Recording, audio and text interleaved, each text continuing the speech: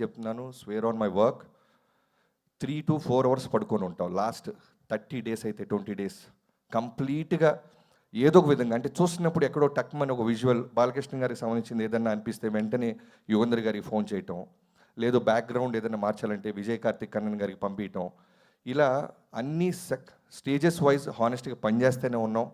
అలానే మోహన్ కృష్ణ గారు, బాబాయ్ థ్యాంక్ యూ సో మచ్. నిజంగానే వినీత్ అండ్ డైలాగ్ రైటర్స్ నందు అండ్ బాను, మీరు షూట్లో ఉన్నారు. మీ మీ డైలాగులు కూడా అంటే నేను జనరల్గా బేసిక్గా నేను డైరెక్టర్ అవడానికి ముందు రైటర్గా 10 ఏళ్ళు పనిచేశానండి. ఆ అదృష్టమో ఆ నాలెడ్జో తెలియదు, నాకు రైటింగ్ అనేది చాలా ఇష్టం. ఎవరైనా ఏదైనా ప్రశ్న వేస్తే ఇమీడియట్గా రివోల్ట్ అవుతా. సో రైటింగ్ మీద ఎక్కువ సానబెట్టేవాళ్ళం, ఎక్కువ కూర్చుండేవాళ్ళం. ఈవెన్ డిఓపిని వెంకట్ ఫైట్ మాస్టర్ని రైటింగ్ ప్యాడ్గా పిలుచుకొచ్చేవాళ్ళం, కూర్చుండేవాళ్ళం. షూటింగ్కి వెళ్ళక ముందే మా గొడవంతా ఒకటే. వంశీ గారికి నేను ప్రామిస్ చేశాను, బాలకృష్ణ గారి బెస్ట్ ఫిల్మ్ ఇవ్వాలి, బెస్ట్ యాక్షన్ సీక్వెన్స్ తీయాలి, బెస్ట్ బాలకృష్ణ గారిని నేను చూడాలి. కాస్ట్యూమ్స్ దగ్గర నుంచి ఆయన సెటిల్నెస్ గురించి గ్రౌండెడ్. ఎందుకంటే ఓ డైరెక్టర్గా ఆయన నమ్ముతున్నారు, అది ఎంత ఆనందో అదే విధంగా ప్రెషర్ ఉండేది బాబు నాకు. ఎందుకంటే ఒక్కరోజు సెట్లో నేను ఏ షెడ్యూల్ ప్లాన్ చేశానో కూడా మీరు అడిగేవాళ్ళు కాదు. రావటం, సీన్ చెప్పటం, ఆ సీన్ మూడులోకి ఇందాక మా ఓడన్నట్టు పరకాయ ప్రవేశం చేసేవాళ్ళు.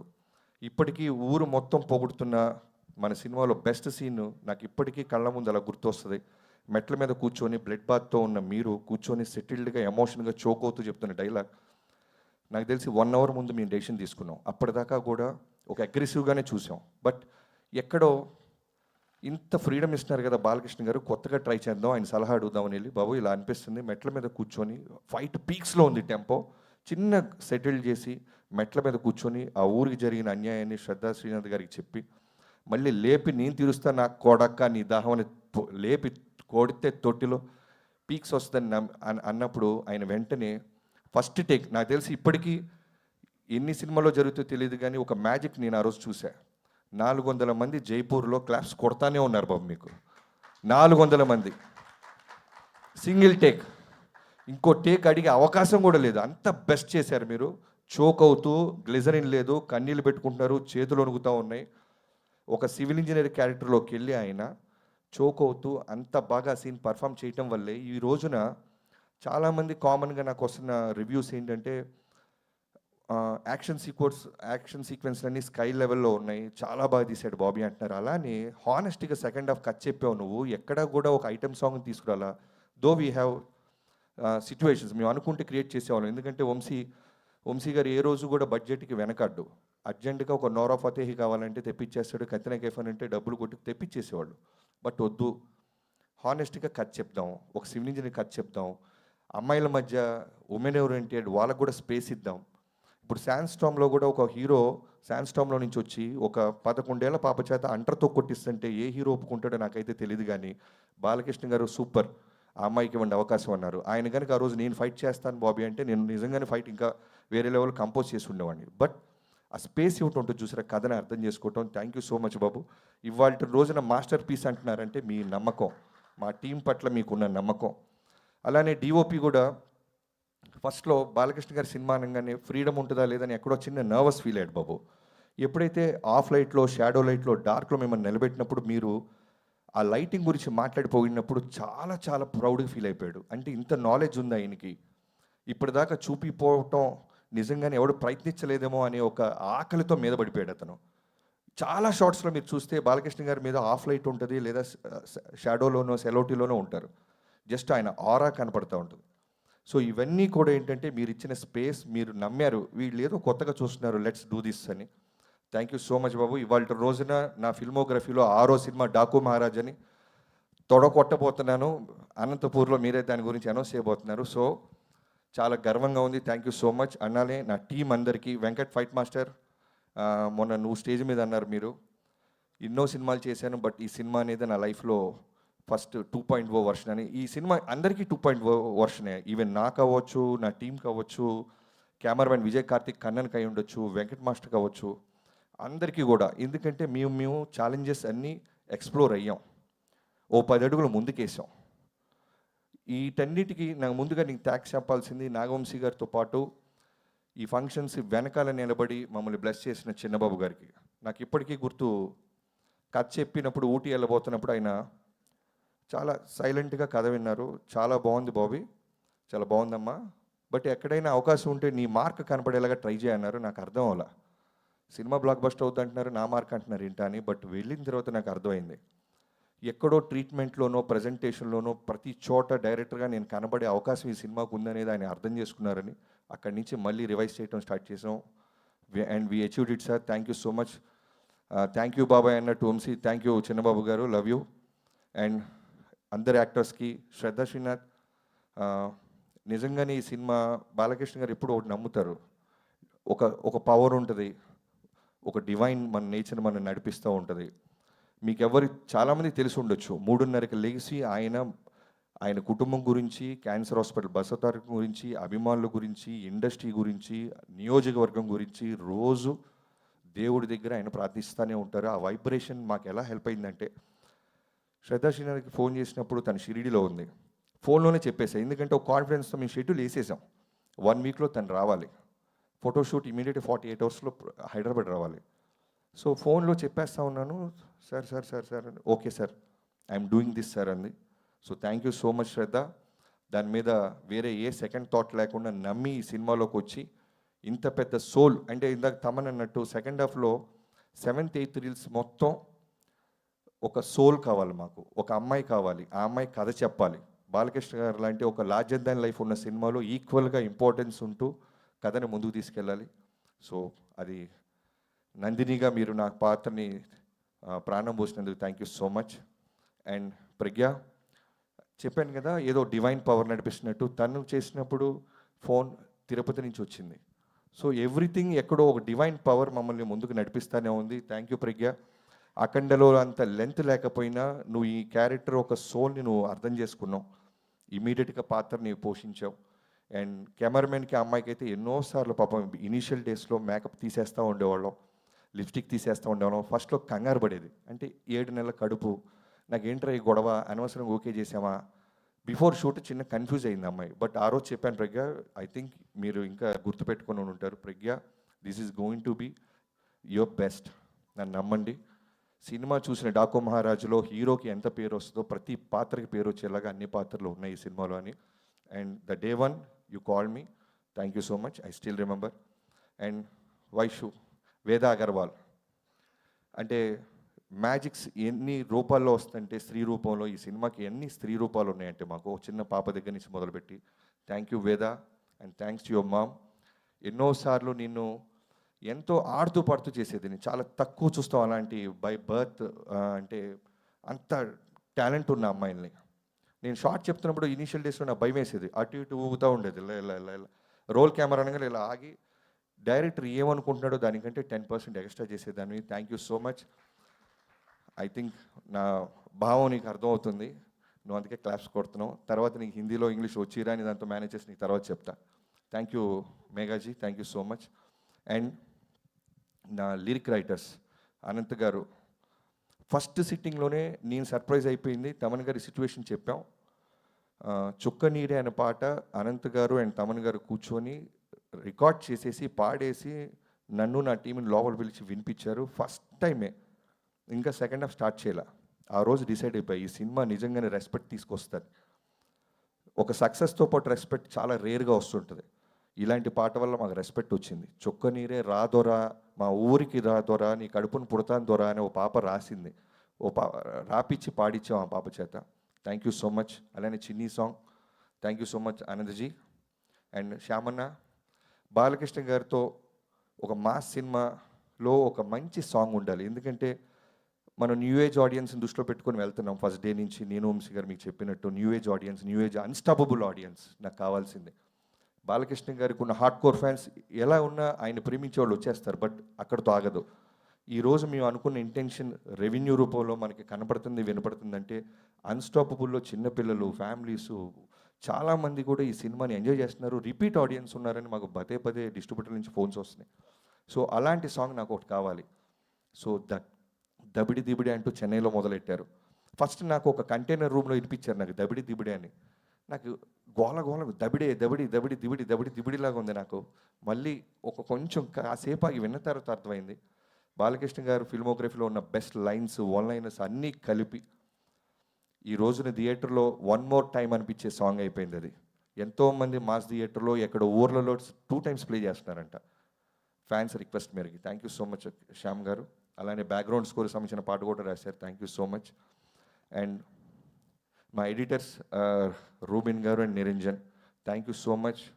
ఈ సినిమాని అంటే మనకు వస్తున్న అంటే నాకు వస్తున్న రెస్పెక్ట్ అవ్వచ్చు, ఐ మీన్ పొగడతల్లో మీ అందరికీ బాగా ఉంది. ఒక 2 గంటల 27 నిమిషాల్లో ఇంత పెద్ద క్యాన్వాస్ ఉన్న సినిమా మనం చెప్పగలిగాం. ఎక్కడ కూడా బోర్ లేదు, ఏ సీన్ కా సీన్ ఇంట్రెస్టింగ్గా ఉంది అనటంలో మీ పాత్ర ఎంతో ఉంది. థ్యాంక్ యూ సో మచ్ ఇద్దరికి.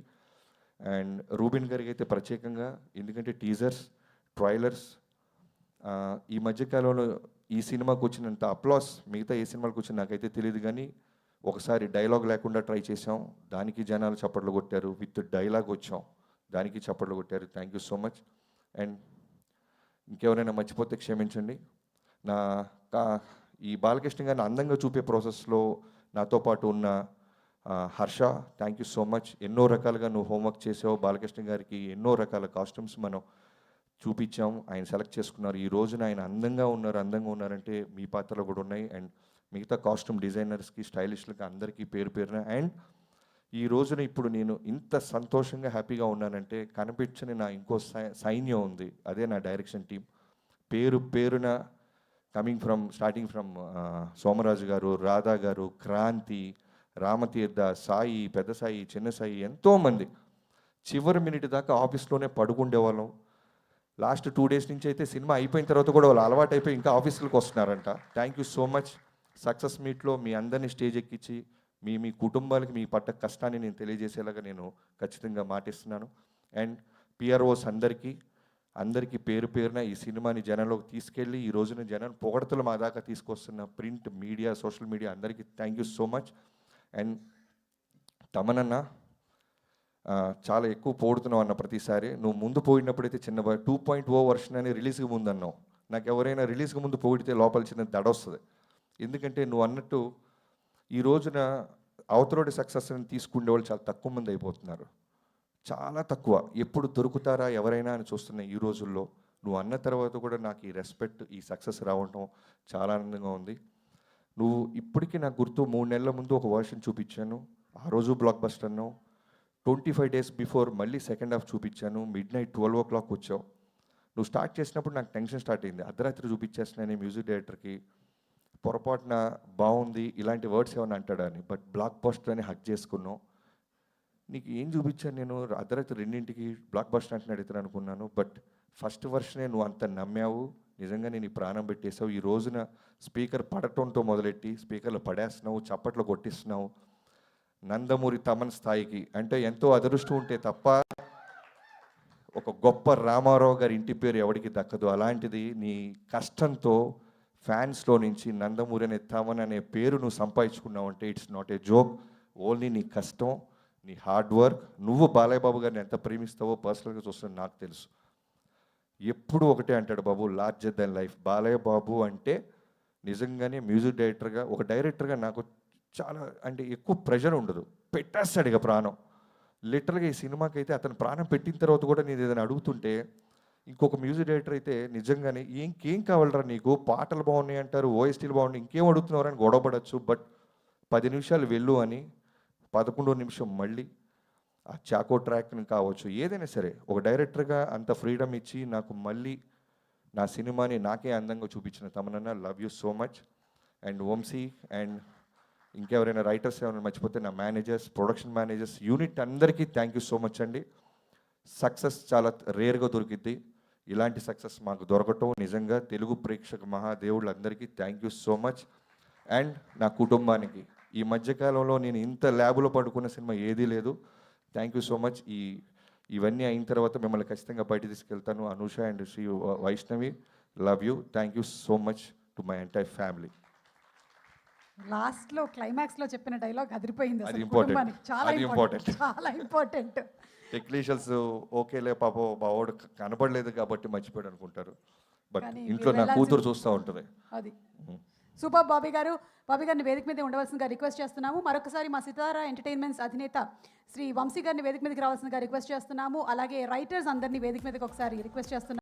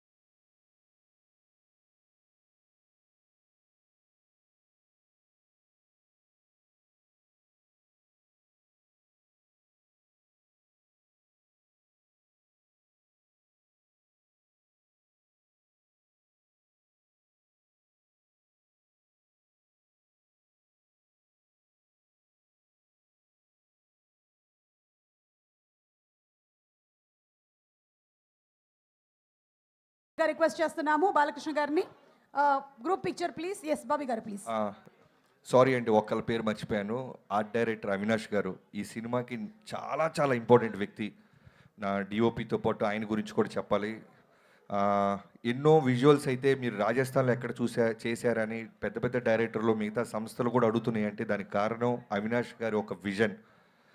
నాకు త్రూ అవుట్ సినిమా వరకు నేను ఏమడిగినా సరే దానికి 100% ఈస్థెటిక్స్ యాడ్ చేసి ఈ రోజున ఈ మాస్టర్ పీస్కి తన విజన్, తన సపోర్ట్ ఎంతో హెల్ప్ అయింది.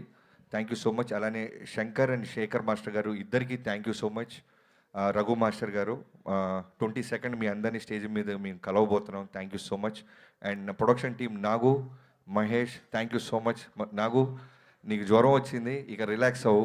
బ్లాక్ బస్టర్ కొట్టాలనో కొట్టేసాం. రిలాక్స్ అవ్వు. Thank you. Okay, so blockbuster success celebrations of Daaku Maharaj cake cutting తో మొదలు పెట్టవలసిందిగా మా నందమూరి బాలకృష్ణ గారిని రిక్వెస్ట్ చేస్తున్నా. సార్ ఒక్క పిక్చర్ అంట. ఎస్ వంశీ గారు ప్లీజ్. తమన్ గారు.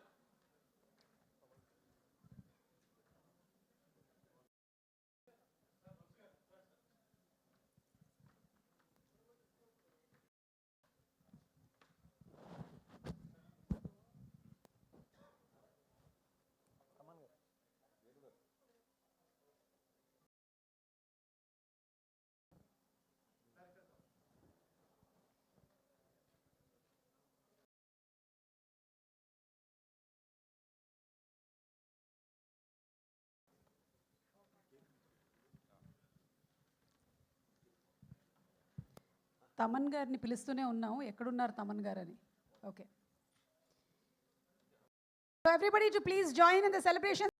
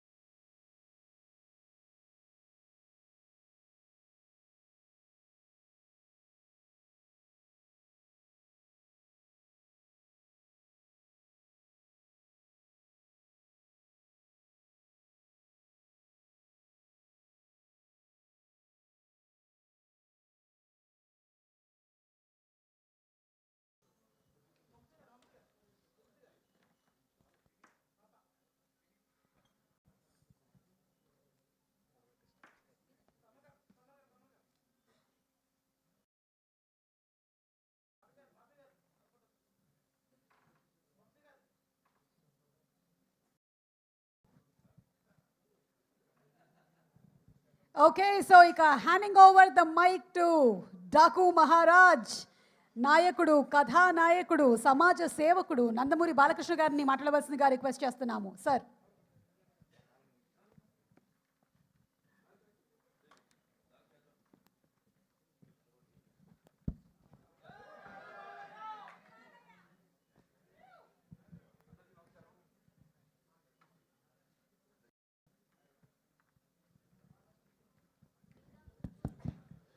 అందరికీ నమస్కారం.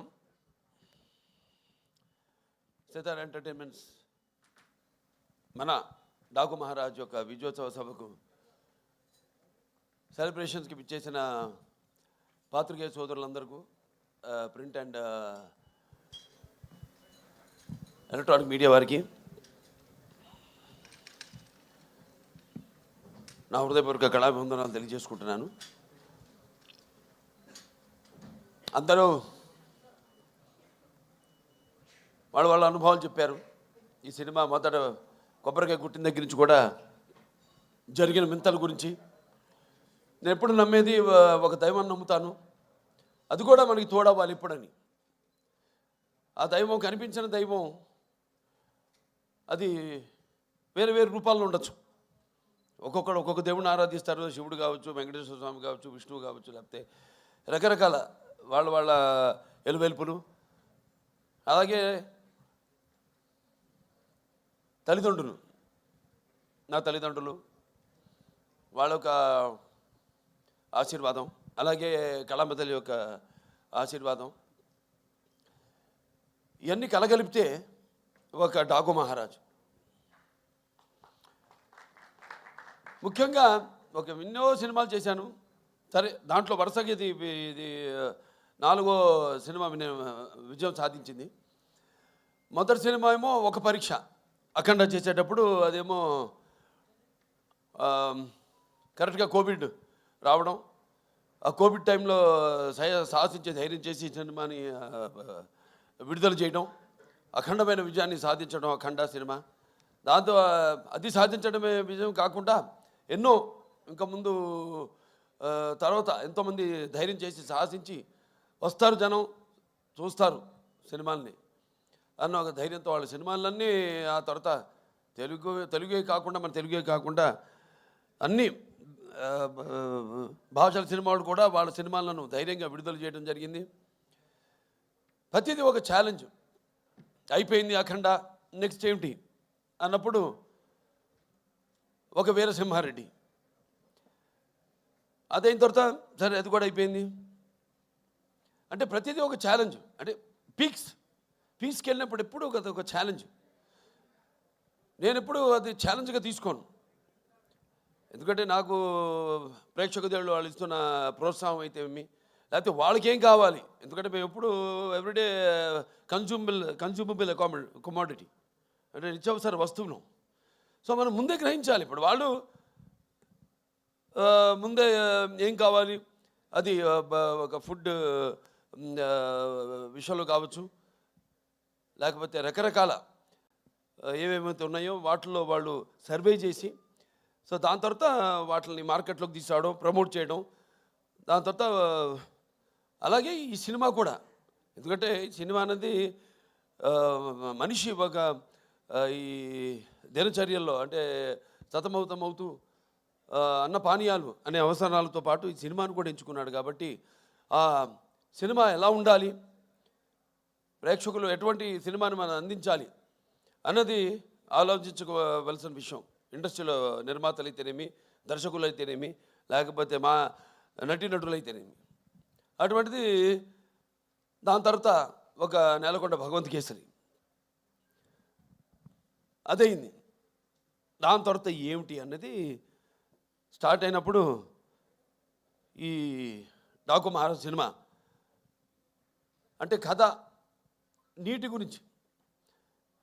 అది చాలా చిన్న సమస్య కావచ్చు ఇప్పుడు మనం అనుకోవడానికి, కానీ సినిమా ద్వారా దాన్ని ప్రజలు అది ముందు భవిష్యత్తులో ఎలా ఈ నీటి కోసమే ప్రజలు కొట్టుకు చేస్తారు అన్నది వాళ్ళ అవగాహన రేకెత్తించిన సినిమా మన డాకు మహారాజ్. టైటిల్ దగ్గర నుంచి కూడా ఒక ఛాలెంజ్. ఏం టైటిల్ పెట్టాలి ఈ సినిమాకి? అంశం ఎంచుకున్నప్పుడు ఈ ఒక నీటి సమస్యలు ఎంచుకున్నప్పుడు ఎన్నో సామాజిక మెసేజెస్, అంటే ప్రజలకి సినిమా కేవలం వినోదం కాదు, వాళ్ళ ఒక ఆలోచన రేకెత్తించాలి అన్నది నా నాన్నగారి నుంచి కూడా నాకు వరకు అది వస్తున్న ఒక పరంపర. దాన్ని ఎలా మనం ఈ సినిమాలో దాని గురించి ఇవ్వాలి. నేను ఒక రాయలసీమ అంటే తక్కువ వర్షపాతం ఉన్న ప్రాంతం, దేశంలోనే 2 అతి తక్కువ వర్షపాతం ఉన్న ప్రాంతం. ఆ జిల్లాలో హిందూపురం ఎమ్మెల్యే నేను. ఆ ప్రాంతం యొక్క నీటి సమస్య అంతా తెలుసు. నాన్నగారి ఒక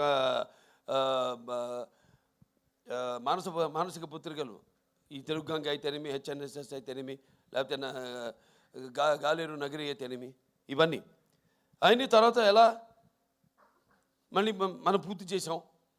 తెలుగుదేశం అధికారంలో ఉన్నప్పుడు ఎలా, నేను ఎమ్మెల్యేగా ఉన్నప్పుడు అంతా రాసి పెట్టింది. నేను ఎప్పుడు ఎలాగైతే అన్నారు ఫస్ట్ టైం యమన్ బుక్ చేయడానికి ఆవిడ షిరిడీలో ఉంది, ఎవరు మన శ్రద్ధా శ్రీనాథ్, అలాగే ఈవిడేమో తిరుపతిలో ఉంది ప్రజ్ఞా జైస్వాల్. అలాగే ఈ నీటి సమస్య కరెక్ట్గా నేను ఎమ్మెల్యే అయినప్పుడే అది పూర్తి కావడం, నేను నా హిందూపురానికి నేను నీళ్లు ఇవ్వగలగడం. సో ఇదంతా అదంతా కాకతాళీయంగా యాదృచ్ఛికంగా జరిగింది. ఇప్పుడు ఆ నీటి సమస్య గురించి సినిమా తీయాలి అని ఒక ఆలోచన వచ్చింది. దాన్ని ఎలా ప్రజెంట్ చేయాలి మనం అనుకున్నప్పుడు రాజస్థాన్ ఎక్కడైతే ఏముంది, ఇక్కడ మన తెలుగు వాళ్ళు గొప్పతనం చాటుకుంటూ అక్కడ రాజస్థాన్లో కూడా మళ్ళీ మనం వాళ్ళు దుక్కు దున్ని నీరు పోసి నారు పెట్టి అలాగే కోత కోసి ఎలా చేయగలుగుతాం, అక్కడ కూడా మన ఒక ఇంజనీర్, ఒక సామాన్య ఇంజనీర్, ఒక తెలుగువాడు వెళ్ళి ఎలా చేయగలుగుతాడు. చేసాం మనం ఇక్కడ సృష్టికి సృష్టి చేసాం. ఎలాగైతే మన రాయలసీమ గురించి చెప్పాను, మన ఇది అవిభక్త ఆంధ్ర రాష్ట్రానికి 6 ముఖ్యమంత్రులు ఇచ్చింది రాయలసీమ అని. సో అది పెట్టుకుని మైండ్లో సమస్య చిన్నదే కావచ్చు, కానీ రాష్ట్రాలు వాళ్ళ నీళ్ళ కోసం కొట్టుకుంటున్నాయి. సరే, ఆ నేపథ్యంలో ఆ సినిమాని తీసుకోవడం, సెలెక్ట్ చేయడం, దాంట్లో పాత్రని ఎలా దాన్ని ఒక ఇంజనీర్ డాకుగా మారడం, అలా దాంతో మొదలయ్యాక సరే మీకు సినిమా గురించి ఈరోజు ఆ సినిమాని అఖండమైన విజయాన్ని మాకు అందించి ఇవాళ మా వెన్ను తట్టి ఇంకా మాకు ఎవరైతే మేము ఆకలితో ఉన్నామో ఒక సినిమా చేసి దాని ఒక ఫలితం కోసం రెయిన్బోర్డ్ కష్టపడి ఎలా ఉంటుంది ఆ సినిమా, దాని ఫలితం ఎలా ఉండబోతుంది అని ఎదురు చూస్తున్నామో, అటువంటి తరుణంలో ఇటువంటి అఖండమైన విజయాన్ని మాకు అందించినందుకు తెలుగు ప్రేక్షకులందరికీ నా హృదయపూర్వక కృతజ్ఞతాభివందనాలు తెలియజేసుకుంటున్నాను. ఇంకా ముఖ్యంగా ఈ సినిమాలో ముందు మా దర్శకుల గురించి చెప్పాలి, బాబీ గారి గురించి. అంటే ముత్యాలు ఎలా ఏటమూలుగా జారితే ఎంత అందంగా ఉంటాయి కనపడడానికి, అలా ఎంతో అందంగా ప్రతి నటుడి దగ్గర నుంచి కూడా హావభావాలను రాబట్టుకోగలిగాడు మా దర్శకుడు బాబీ. అలాగే బాబీ ఎలాంటి ఒక ప్రియుడిని ప్రేమించినట్టు నన్ను ప్రేమించేసి ఏది వదలకుండా ఎంతో సున్నితంగా ఎంతో నాలో అయిన నట విశ్వరూపాన్ని ఆవిష్కరింపజేసిన బాబీకి నా హృదయపూర్వక కృతజ్ఞతలు తెలియజేసుకుంటున్నాను. ఒక నమ్మకం, ఏదైనా ఒక నమ్మకం ఉంటాను. అంటే ఆయన చూడడానికి ఎంత స్టైలిష్గా ఉంటాడు ఆయన, అలాగే ఫస్ట్ హాఫ్లో కూడా నన్ను అంత స్టైలిష్గా చూపించాడు ఆయన బ్రహ్మాండంగా. ఇక ప్రతి చాలా ఎన్నో విషయాలు డిస్కస్ చేసి సినిమాలో మేము అనుకున్నవి తీసినవి కూడా కొన్ని ఉన్నాయి ఇంకా. కానీ సినిమా నిడువును బట్టి ఎంత ఉండాలి సినిమా, అంతే. ఒక చిన్న పాయింట్ నాకు ఇప్పుడు అంటుంటారు, సినిమాని ప్రేమించకూడదు మనం, సినిమా తీయాలి అంతే. ప్రేమించామంటే ఇక మన కంట్రోల్లో ఉండదు సినిమా అన్నది, వెళ్ళిపోతుంది. 3 గంటలు కూడా దాటుతుంది సినిమా. అలా కాదు, చెప్పేదైతే చిన్న పాయింట్ మంచి సన్నివేశాలతో క్లుప్తంగా చేయగలిగితే ఇవ్వగలిగితే అది డెఫినెట్గా సక్సెస్ అవుతుంది ఆ సినిమా అన్నది. అలాగే బ్రహ్మాండంగా వాళ్ళ టీము అందరు కూడా బ్రహ్మాండంగా వర్క్ చేసి ఇవాళ డైరెక్షన్ డిపార్ట్మెంటు క్రాంతి అయితేనేమి, లేకపోతే సోమరాజు గారు అయితేనేమి, రాధాకృష్ణ గారు అందరూ, అలాగే ఆయన రైటర్స్ మిగతా మన మోహన్ కృష్ణ గారు, చక్రి గారు, వినీత్ గారు అయితేనేమి అందరూ ఎంతో బ్రహ్మాండంగా దాన్ని అందరూ కష్టపడి ఈ కథను చేయడం జరిగింది, ట్రీట్ చేయడం జరిగింది.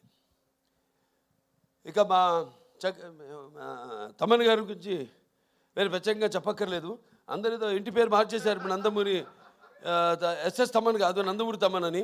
కానీ నేనంటాను ఈ రోజు నుంచి నందమూరి కూడా కాదు, ఎన్బికే తమన్ అని. అది బెటర్గా ఎన్బికే తమన్ అని నామకరణం చేస్తున్నాను.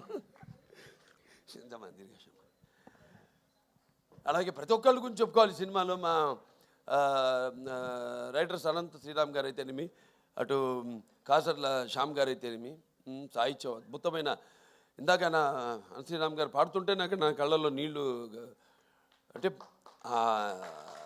చుక్క చుక్క పాట అద్భుతం. అంతా చిన్ని చిన్ని అద్భుతం పాటలు. అలాగే మా కాసర్ల శ్యామ్ గారు అటు దబిడి దిబిడి మంచం మాస్ సాంగ్, ఐటమ్ సాంగ్ అన్నది. ఎందుకంటే ఏదో ఒక అమ్మాయి వచ్చి డాన్స్ చేసి వెళ్ళిపోవడం కాదు కదా, అమ్మాయి కూడా ఒక పాత్ర ఉంది ఆ సినిమాలో, ఓరేశ్వర ఒకటేలాగా. సో అద్భుతంగా ఆ పాట, దాని తర్వాత సర్కార్ పాట ఎంతో అద్భుతంగా అన్నీ కుదిరినాయి ఈ సినిమాకి. ఇక మా హీరోయిన్లు నా ప్రజ్ఞ జైస్వాల్, అఖండ నుంచి మా యొక్క ఈ యొక్క జర్నీ, అందులో కూడా ఎంతో అద్భుతమైన పర్ఫార్మెన్సు, గ్లామరు పర్ఫార్మెన్సు కలగలిపి ఎంతో అద్భుతంగా ఆవిడ రెండింటిని సమపాళ్లలో అందే కనిపించడం జరిగింది. సో మళ్ళీ తిరిగి మా కాంబినేషన్లో మళ్ళీ ఇది రెండో సినిమా ఈ యొక్క డాకు మహారాజ్. ఈ చిత్రం కూడా విజయం కావడం తప్పకుండా ఎంతో అందం ప్లస్ టాలెంట్ రెండు కలగలిపిన మరొక ఆర్టిస్టు మన శ్రద్ధా శ్రీనాథ్. ఎంతో ముందు మాట్లాడినప్పుడు కూడా బాబీ గారు చెప్పారు, ఎంతో సెలెక్టివ్. తను కూడా చెప్పింది. నేను అంటాను ఆర్టిస్ట్ అన్నది ఎప్పుడు, ఆర్టిస్ట్ అన్న వాడు ఎప్పుడు కనిపిస్తూ ఉండాలి, ఎప్పుడు should be always in the focus. ఎప్పుడు ఎక్కువ అంటే ఆవిడ రియలైజ్ అయినట్టుంది. Now she saying that. ఇప్పుడు అంటుంది ఆవిడ, కాదు నేను ఇక్కడి నుంచి ఎక్కువ సినిమాలు నటిస్తాను నేను అంటే. మంచి సినిమాలే, ఎందుకంటే ఆవిడకున్న ఇమేజ్కి, ఆవిడకున్న టాలెంట్కి తగ్గట్టుగా ఆవిడకి పాత్రలు వస్తాయి.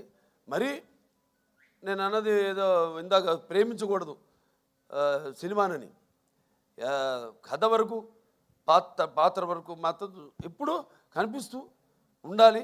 ఉంటేనే ఆర్టిస్ట్ని మర్చిపోరు, ఎప్పుడు ఆర్టిస్ట్ గుర్తుండిపోతాను. సో అద్భుతమైన బరువైన పాత్రని ఎంతో అద్భుతంగా నటించిన శ్రద్ధా శ్రీనాథ్కి నా అభినందనలు తెలియజేసుకుంటున్నాను. ఇంకా మా చాలామంది ఫైట్ మాస్టర్ వెంకట్ మాస్టర్ గారు, అలాగే మా కెమెరామెన్ విజయ్ కార్తిక్ గారు, ఇక మా డాన్స్ మాస్టర్ శేఖర్ మాస్టర్ గారు అయితేనేమి, శివ మాస్టర్ గారు అయితేనేమి, అందరూ ఎంతో అద్భుతంగా వాళ్ళకి అప్పచెప్పిన వాళ్ళ పనులను ఎంతో 100కి 100 పాళ్ళు న్యాయం చేసి ఈ సినిమాలో ఏదైతే మా నిర్మాత వంశీ గారు కలగన్నారు, ఆయన అభిమాని ఫ్యాను, అటువంటిది ఒక కొత్త బాలకృష్ణ నేను ఆవిష్కరించాలి ఈ సినిమాలో అని ఏదైతే ఆయన కలగన్నాడో అలా ఆయన ప్రతి దాంట్లో కూడా ఆయన కేవలం నిర్మాతగా కాకుండా ఒక టెక్నీషియన్గా అన్ని క్రాఫ్ట్స్ మీద మంచి గ్రిప్ ఉన్న నిర్మాత మన వంశీ గారు. అటువంటి నిర్మాత కూడా మనకు ఉండడం ఒక ఆయన నా అభిమానిగా నాకు చాలా గర్వంగా ఉంది. సో ఆయన్ని ఈ యొక్క సందర్భంగా ఆయన్ని అభినందిస్తూ ఇంకా ఎన్నెన్నో మంచి అద్భుతమైన సినిమాలు తీశారు ఆయన బ్యానర్లో. ఇంకా ముందు ఇంకా మంచి సినిమాలు కూడా తీయాలని ఆయన అభినందిస్తూ లాస్ట్ బట్ నాట్ మన వేద రాజు ఎంతో అద్భుతంగా పాత్రని డైరెక్టర్ గారు చెప్పారు ఆవిడ గురించి. ఎప్పుడు అవుతాను ఉండేది సెట్లో, అసలు కూర్చొని ఎరగను, లేకపోతే అలసిపోయి అట్లా కురుకు తీయడం కానీ ఎరగను నేను. ఎప్పుడు ఎంతో అటు విన్నట్టే అటు ఇటు చూసుకుంటూ మళ్ళీ చెప్పినట్టు డైరెక్టర్ గారు కెమెరా ఆన్ అనగానే ఏమిందో ఏమి ఎప్పుడు చూసిందో తెలియదు కానీ అచ్చం అనుగా చెప్పినట్టే అంత బ్రహ్మాండంగా అభినయించింది. ఆ పాత్ర మరి ఫస్ట్ హాఫ్లో అద్భుతంగా అసలు ఆ డైలాగ్స్ ఏదైతే బండి డ్రైవర్గా సెలెక్ట్ చేయడానికి నన్ను బండి తోలమంటుందో, బండి వెనక్కి రివర్స్ తోలుతుంది, దాన్ని బండిని ఆపగానే ఎందుకు నేను ఆపనలేదు కదా, ఎందుకు ఆపామంటే వెనకాల పూల కుండీలు ఉన్నాయమ్మా, దిగి వెళ్ళి చూస్తే అప్పుడు అంటాను వాటిల్లో కూడా పూల చెట్లకు కూడా ప్రాణం ఉంటుంది కదమ్మా అనగానే ఒకసారి ఆ పక్కన ఎవరైనా మకరంద ఆయన వెంటనే ఎంత అంటే ఎంతమంది వచ్చాడు ఇక్కడికి అనేది ఎంతో అద్భుతంగా ప్రతిదీ ఎంతో బాగా నటించేది పాప. మంచి భవిష్యత్తు ఉంది. ఫస్ట్ స్టడీ వెల్, ముందు पढ़ना भी, उसके साथ बाद में धीरे धीरे యాక్టింగ్ करना. సరే మన సినిమాకి వస్తే చాలామంది అనుకుంటారు పాత్ర గురించి. ఇప్పుడు పాత్రలు పరకాయ ప్రవేశం అంటే పాత్ర సినిమా కథను ఓకే చేసి ఆ పాత్రకు వెళ్ళే వరకు నాకు తెలీదు. అంటే నేను నా వాచకం, నా ఆంగికం కానీ, నా ఆహార్యం కానీ ఎలా ఉంటుందో నాకు ఐడియా లేదు, ఉండదు. ప్రతి పాత్రకు ఒకటే చేస్తాను నేను. కాకపోతే ఒక్కసారి ఆ పాత్రలోకి వెళ్ళినప్పుడు ఆ పాత్ర నన్ను ఆ పరకాయ ప్రవేశం చేసినప్పుడు అంటే నేను ఎప్పుడు చెప్తుంటాను, ఒక యాక్టింగ్ అంటే కేవలం అరవడం, నవ్వడము, ఒక తృప్తి పరిచే ఒక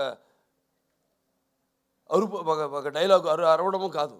పాత్ర అంటే ఒక పరకాయ ప్రవేశం ఇంకో పాత్రలోకి. ఏ పాత్ర అనుభవాలు అయితే ఆ పాత్రకు ఆత్మ అనుభవాలు అయితే మనము అనుభవించలేదో ఆ పాత్రలోకి వెళ్ళిపోవడం.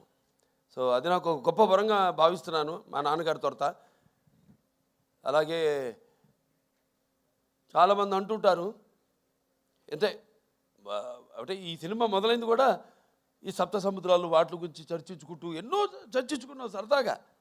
ఇక చర్చించుకోవడానికి ఉంది, సబ్జెక్ట్ ఇంత అనుకుంటాం, దాన్ని కుదిస్తాం మళ్ళీ. నేను చెప్పినట్టు 2.5 గంటలు అంటే మనకి ఎలా ఉన్నాయి, లవణ సముద్రం అయితేనేమి, ఇచ్చు సముద్రం అయితేనేమి, లేకపోతే సర్ప సముద్రం అయితేనేమి, దతి సముద్రం అయితేనేమి, క్షర సముద్రం అయితేనేమి, లేకపోతే శుద్ధ సముద్రం అయితేనేమి, ఇలా మన దాంట్లో కూడా మన శరీరంలో కూడా 7 సముద్రాల నుంచి మొదలైంది. మన ప్రపంచంలో కూడా 7 సముద్రాలు ఉన్నాయి. ఎలా ఏం చేద్దాం, ఈ నీళ్ళ గురించి ఎన్నో డిస్కషన్స్ చేసాం, వాటర్ గురించి. ఓ సీన్ కూడా తీసేసాం నీడు ఎక్కువైందని.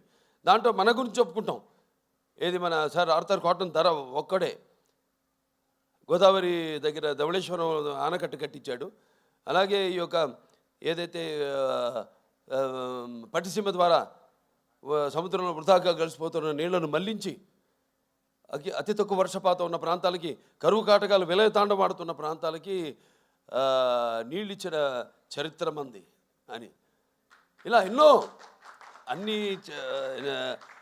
అంటే ఒక మన తెలుగువాడు గొప్పతనం. వాళ్ళు ఇక్కడే కాదు, ఎక్కడికి వెళ్ళినా అంతా మన తెలుగువాడు ఉన్నారు ప్రపంచంలో. అటు అమెరికా వెళ్ళినా, ఇటు ఆస్ట్రేలియా వెళ్ళినా. అందుకే ఈయన చెప్పినట్టు, తమన్ గారు చెప్పినట్టు, సినిమా అక్కడ అమెరికా అయితేనే, ఇటు ఆస్ట్రేలియా అయితేనేమి, ఇటు ఇంగ్లాండ్ అయితేనేమి, ఇటు అక్కడ ఆఫ్రికా అయితేనేమి, ఎక్కడెక్కడ మన ప్రవాస తెలుగు వాళ్ళు ఉన్నారో అక్కడ వాళ్ళే కాకుండా ఇవాళ మన తెలుగు సినిమా ఏ రేంజ్కి వెళ్ళిందంటే ఇవాళ అవతల వాళ్ళు అంటే ఆ దేశస్తులు కూడా సినిమాను చూసి, మన సినిమాను చూసి ప్రశంసించే స్థాయికి మన తెలుగు చలనచిత్ర పరిశ్రమ ఎదిగిందంటే మరి మనం ఎంతోమంది, దానికి మన గొప్పలే మనం ఎక్కువ చెప్పుకోము. సో కాబట్టి ప్రేయర్లో అప్రస్తుతం ఇక్కడ. ఎందుకంటే నా వరకు నేను నా గురించి ఆలోచించుకుంటుంటాను. నా వరకు నేను ఎంత బాగుండాలి అంత అన్నది ఒక స్వార్థం అయితే తమ్మన్ గారు చెప్పారు చాలా వివరంగా. ఇవాళ ప్రపంచం ఎలా ఉందో, ఎంత గుర్తుంచుకుపోతుంటో అంత క్లిష్టంగా తయారవుతుంది ఈ ప్రపంచం. ఇవాళ నీళ్ళ గురించి తీసామంటే నీళ్ళే ఇవాళ అక్కడ చైనా అయితేనేమి, గాజెస్ అయితేనేమి, లేకపోతే ఇవాళ బ్రహ్మపుత్ర మీద రేపు ఆనకట్ట కట్టాలి వాళ్ళు అనుకోవడం అయితేనేమి, రేపు అబ్దుల్ కలాం గారు చెప్పినట్టు ఇక ముందు ముందు జరగబోయేది వెపన్స్తో కాదు, యుద్ధాలు, వాటర్ వార్స్ జరుగుతాయని ఆయన యుఎన్ఓలో ఆయన ప్రసంగంలో చెప్పడం జరిగింది అబ్దుల్ కలాం గారు. అలా ఎన్నో చూసుకుంటే నా వరకు నా రికార్డ్స్ అన్నీ అన్స్టాపబుల్, నా కలెక్షన్స్ అన్నీ అన్స్టాపబుల్, నా అవార్డ్స్ అన్నీ అన్స్టాపబుల్, నా రివార్డ్స్ అన్నీ అన్స్టాపబుల్. వీటికి ముఖ్యంగా నా తెలుగు ప్రజానికానికి అలాగే నా అభిమానులందరూ కూడా నా కృతజ్ఞతలు తెలియజేసుకుంటున్నాను.